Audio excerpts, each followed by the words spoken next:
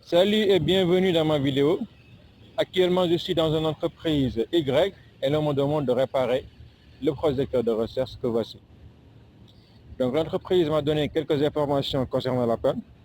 Mais avant de vous en parler, nous allons voir rapidement ce que c'est qu'un projecteur de recherche. Alors, un projecteur de recherche, c'est comme un phare. Hein? Donc c'est une lampe très puissante qui va permettre d'éclairer sur une distance considérable, de l'ordre de 100 mètres environ. Donc le projecteur de recherche que voici est constitué d'un pupitre de commande qui se trouve en bas. Et ce pupitre de commande est constitué également d'un bouton poussoir et d'un joystick. Le bouton poussoir va permettre à un utilisateur qui se trouve en bas de pouvoir allumer et éteindre la lampe du projecteur. Le joystick, elle, va lui permettre de pouvoir déplacer le projecteur soit vers la gauche ou soit le déplacer vers la droite. Donc à partir de ce pupitre de commande-là, l'utilisateur pourra commander le projecteur donc à distance, que ce soit le sens de rotation, le sens de déplacement ou l'allumation et l'extinction de la lampe. Donc c'est ça un projecteur de recherche. Donc concernant la panne, l'entreprise m'a dit qu'ils avaient fait intervenir un technicien qui leur a dit que donc, la carte électronique était grillée, donc qu'il n'y avait plus rien à faire.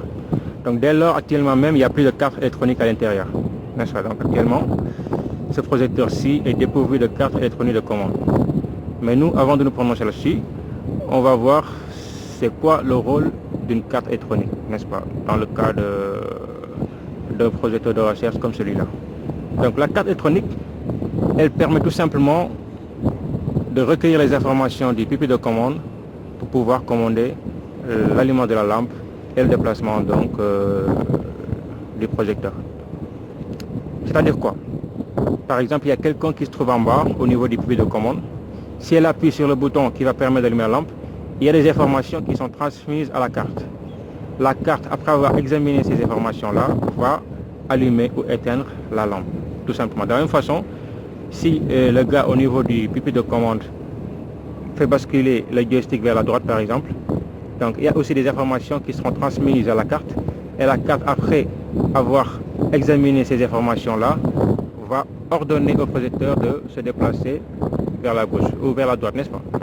Donc c'est ça. Donc en grosso modo, la carte électronique, c'est le cerveau. Donc c'est lui qui décide, c'est lui qui commande directement le projecteur, le déplacement du projecteur et l'élément de la lampe. Donc à travers des signaux de commande qui vont provenir du pupitre de commande, n'est-ce pas? C'est tout simplement ce que ça fait. Donc nous, cette information-là est très importante.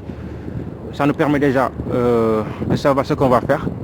Donc actuellement, on sait tout simplement, on sait d'emblée qu'on doit concevoir une carte électronique qui va donc substituer l'ancienne carte, n'est-ce pas? Donc ça, c'est impératif, on doit faire ça parce qu'actuellement, il n'y a plus de carte électronique et la carte électronique est très importante donc, pour commander le projecteur. Bien, avant de nous lancer dans la création de carte électronique, nous devons savoir ce qu'on commande parce que pour commander, il faut savoir ce qu'on commande. Donc dès lors, nous allons ouvrir le projecteur pour voir ce qu'il y a à l'intérieur. Donc même si on a une idée, hein, parce que les déplacements du projecteur sont causés par des moteurs, n'est-ce pas? Donc certainement à l'intérieur, il y a deux moteurs, un moteur 1 et un moteur 2. Le moteur 1 va gérer les déplacements de la gauche vers la droite et le moteur 2 va gérer les déplacements du haut vers le bas, n'est-ce pas? Donc le moteur 1, par exemple, s'il tourne dans le sens horaire, il va faire tourner le projecteur vers la droite. Et s'il tourne dans le sens anti-horaire, il va faire tourner le projecteur vers la gauche. De la même façon, le moteur 2, s'il tourne dans le sens horaire, il va faire basculer le projecteur vers le bas. Et s'il tourne dans le sens anti-horaire, il va faire basculer le projecteur vers le haut, n'est-ce pas? Donc d'emblée, on sait ce qu'on va faire. Donc la carte électronique qu'on va réaliser, elle va tout simplement commander deux moteurs à courant continu en sens, n'est-ce pas? Donc elle va tout simplement varier le sens de rotation de ces deux moteurs-là, à partir des informations maintenant qu'elle va recueillir des pupitres de commande, n'est-ce pas? Donc c'est extrêmement important. Donc pour voir cela en pratique réellement, nous allons ouvrir le projecteur. Donc nous allons desserrer, j'ai commencé par desserrer déjà, n'est-ce pas? Bon, c'est difficile hein, de filmer, de desserrer, de filmer. Bon, donc je vais déjà desserré. Bon. Je vais mettre la vidéo en pause. Donc après avoir desserré, je vous reviens. Bon, là je viens d'ouvrir le projecteur. Et là, comme nous l'avons dit, nous avons ici le moteur 1 qui permet le déplacement de la gauche vers la droite. et le moteur 2 qui permet le déplacement du haut vers le bas, n'est-ce pas? Donc là, c'est l'emplacement de l'ancienne carte électronique. Vous voyez qu'elle n'est plus ici. Donc là, nous avons quoi? Nous avons une carte d'alimentation. Donc cette carte d'alimentation là, elle va permettre de générer les 24 volts pour alimenter les moteurs. Parce que les moteurs là, c'est des moteurs 24 volts. La place signalétique, il est un peu cassée, mais faites-moi confiance, c'est des 24 volts. Donc la carte d'alimentation, regardez ici, nous avons LN, c'est phase neutre. Donc c'est ici qu'on va mettre les 230 volts du secteur, n'est-ce pas? Là, nous avons V plus, V moins. C'est le plus et le moins 24 volts. Donc c'est ici qu'on va recueillir les 24 volts. Donc cette carte là, elle fait quoi? Elle transforme les 230 volts du secteur en 24 volts continu, n'est-ce pas, pour pouvoir alimenter les moteurs. Donc ces deux câbles là, les 24 volts là, on les retrouve ici, n'est-ce pas? Donc là nous avons les câbles d'alimentation du moteur 1 et ici nous avons les câbles d'alimentation du moteur 2. Donc moi, pour réaliser ma carte électronique, j'ai besoin de quoi? J'ai besoin de ces 24 volts.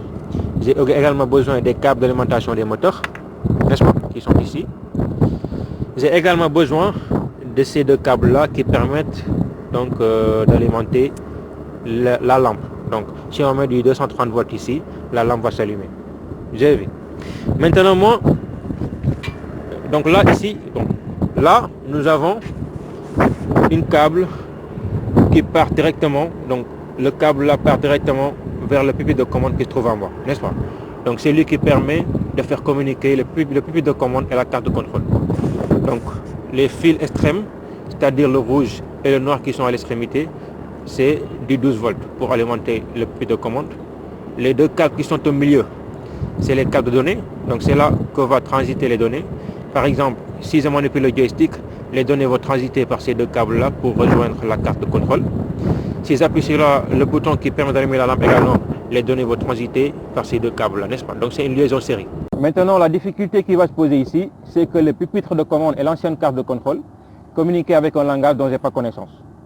Donc je vais prendre un exemple simple pour que vous puissiez comprendre. Supposons que le pupitre de commande et l'ancienne carte de contrôle communiquaient en chinois.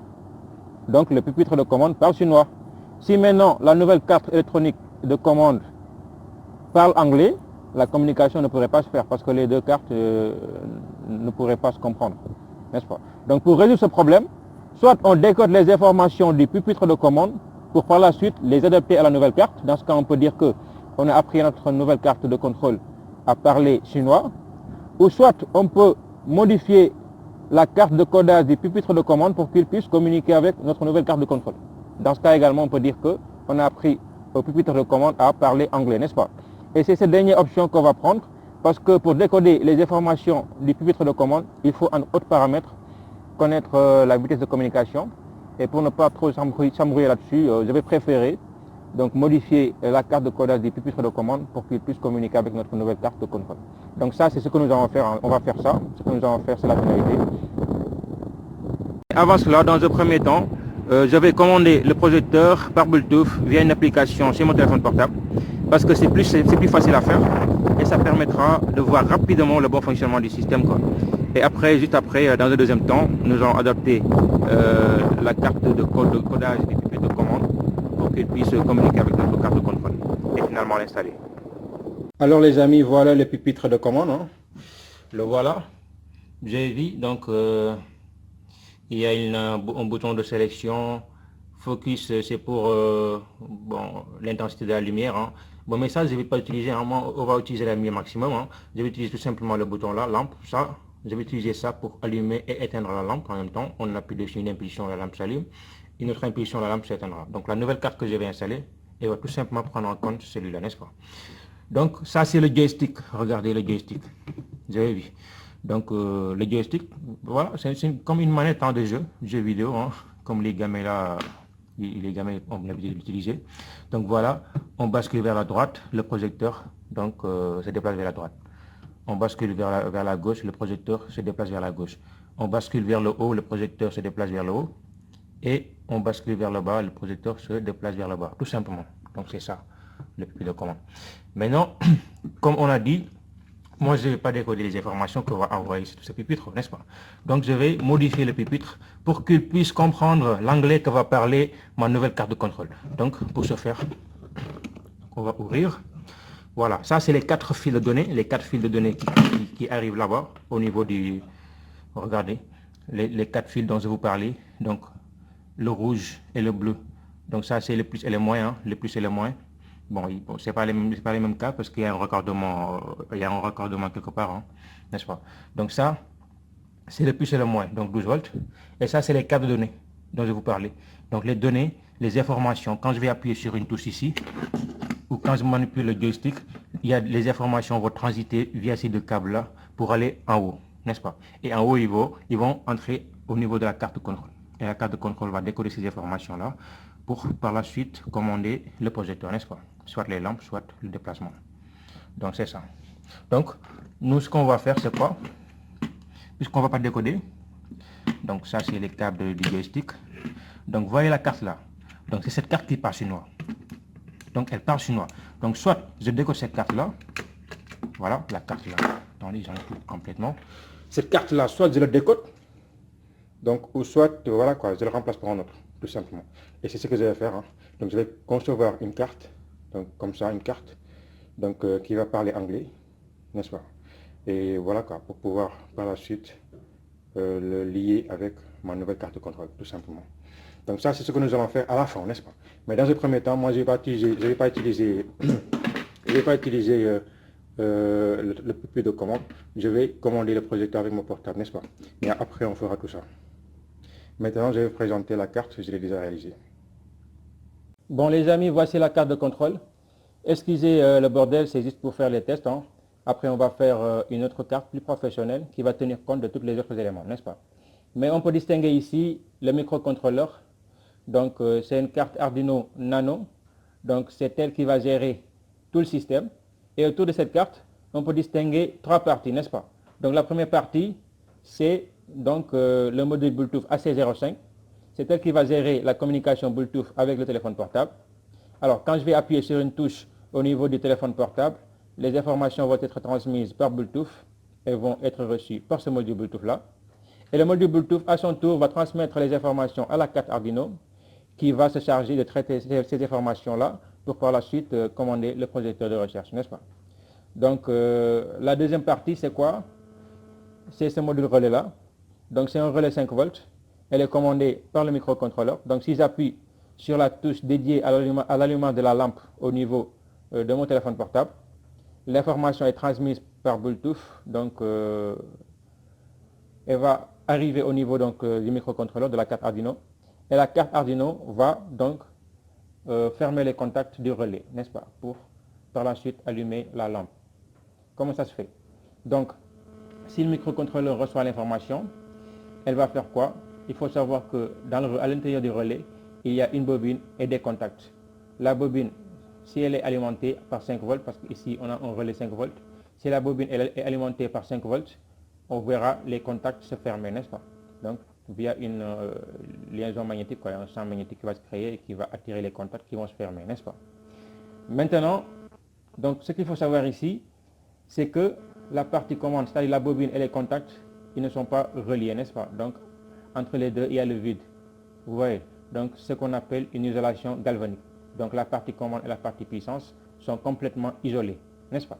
Donc, la carte Arduino, elle va tout simplement envoyer les 5 volts là quand elle va recevoir l'information Bluetooth.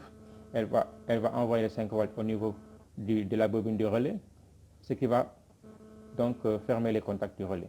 Et les contacts du relais, on va les relier directement au circuit d'allumage de la lampe, donc composé par la lampe, les 220 volts et ces contacts-là, n'est-ce pas? Donc voilà. Donc la troisième partie, c'est ce module-là. Donc c'est un double pont AH. Donc c'est le L298M. Donc un pont AH, tout le monde sait ce que c'est. Donc un pont AH, ça permet tout simplement de commander un moteur à courant continu en 200 de marche, n'est-ce pas?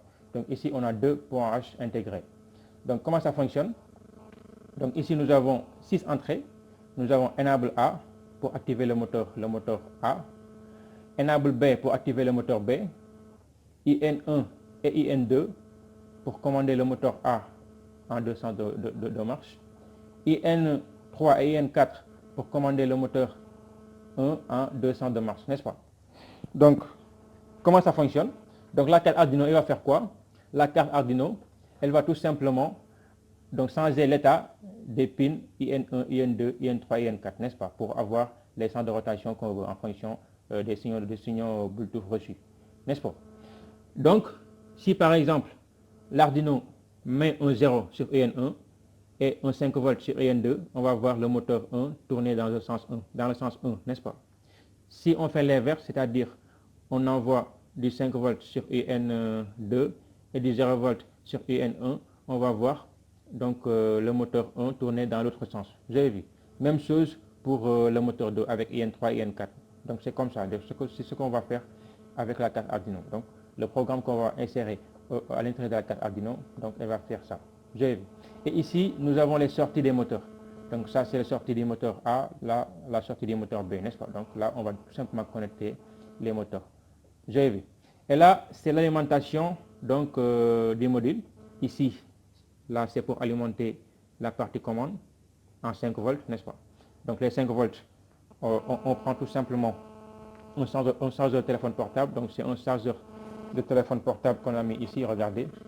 Donc ça, c'est le cas. Bon, voilà. Donc voilà, là, on va relier à un chargeur de téléphone portable qui délivre 5 volts.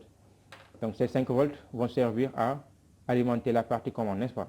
Et ici, c'est là où on va mettre les 24 volts qui se trouvent en haut. Donc les 24 volts qui permettent de commander, d'alimenter les moteurs, on va les mettre ici. Donc ça, c'est l'alimentation de la partie commande. Et ici, l'alimentation de la partie puissance, n'est-ce pas. Donc la puissance, c'est les 24 volts qui vont alimenter directement le moteur. Vous avez vu. Donc, grosso modo, et rapidement broché, le portrait de cette carte-là. Donc, voilà quoi. Donc, ce qui suit, c'est quoi? On va tout simplement aller installer la carte en haut pour voir le bon fonctionnement. Mais avant cela, j'aimerais vous montrer également ce système-là. Donc, on vient de me le présenter, on vient de me le donner. Donc, il paraît que ça faisait partie des... Hein, c'était intégré au projecteur, c'était à l'intérieur des projecteurs, les gens l'ont enlevé. Donc, c'est tout simplement un frein de course, n'est-ce pas? Un frein de course. Donc, c'est un potentiomètre qui permet donc, voilà quoi, de limiter la course du projecteur, n'est-ce pas? Pour éviter qu'elle fasse une course de trop. Vous avez vu? Donc, ça, c'est pour le déplacement du haut vers le bas. Donc, ça, c'est un potentiomètre. Donc, c'est lié. Donc, on va lier ça à la tige qui se déplace.